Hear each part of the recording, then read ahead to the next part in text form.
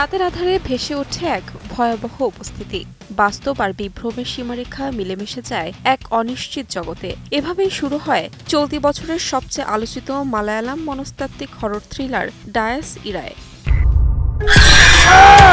রাহুল সদাশিবন পরিচালিত এই থ্রিলারটি ৩১ অক্টোবর মুক্তির পর থেকেই দর্শক ও সমালোচকের প্রশংসায় ভাসছে। মাত্র এক সপ্তাহে সিনেমাটি ঝড় তুলেছে বক্স অফিসে। বিশ্বজুড়ে আয় করেছে প্রায় ৬৯ কোটি টাকা।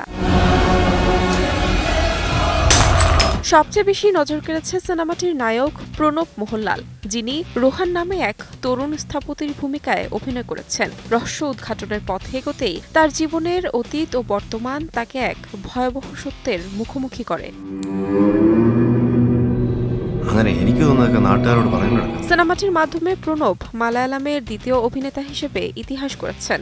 হৃদয়ম ও বর্ষগুলুঙ্কু শেষম সহ তার টানা ৩টি সিনেমাই বিশ্বজুড়ে মাইলফলক ছুঁয়েছে ৬৯ কোটির।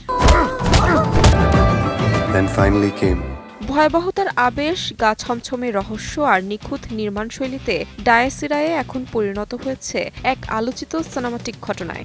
সিনেমাটির এই সাফল্য কোথায় গিয়ে থামবে সেটি এখন দেখার অপেক্ষায় সিনেপ্রেমীরা। তাহমিনা তন্নি, সময় সংবাদ।